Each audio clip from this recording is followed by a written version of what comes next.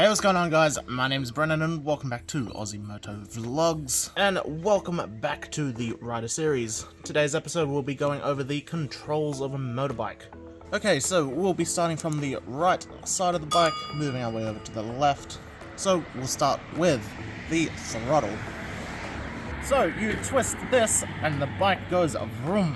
So moving just a bit further up from that silver lever is the front brake.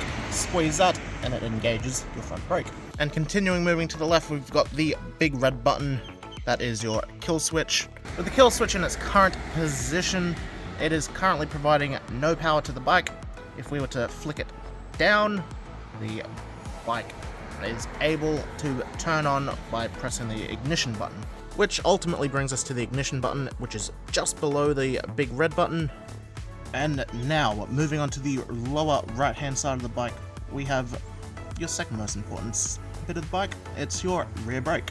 The rear brake is most useful for slow speed maneuvers, if you're stuck in traffic and going at a low speed, or hill starts as well. So moving on to the left-hand side of the handlebars, we'll start with your clutch lever. So the clutch lever, you use this to engage the clutch and to get the bike moving. The next button that I want to go over is the light indicator. At least for this model of bike, your low beams are always on. This one just controls your high beam.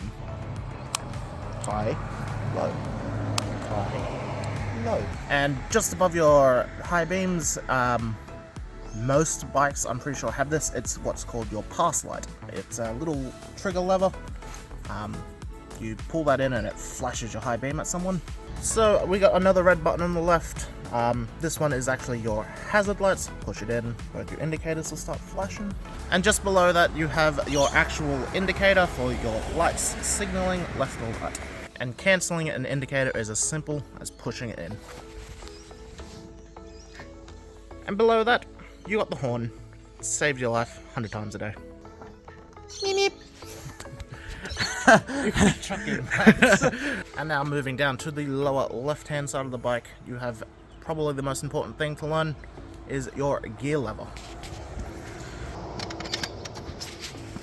You can't really get it into gear unless you pull in the clutch. Some bikes have quick shifters, but we'll get into that later.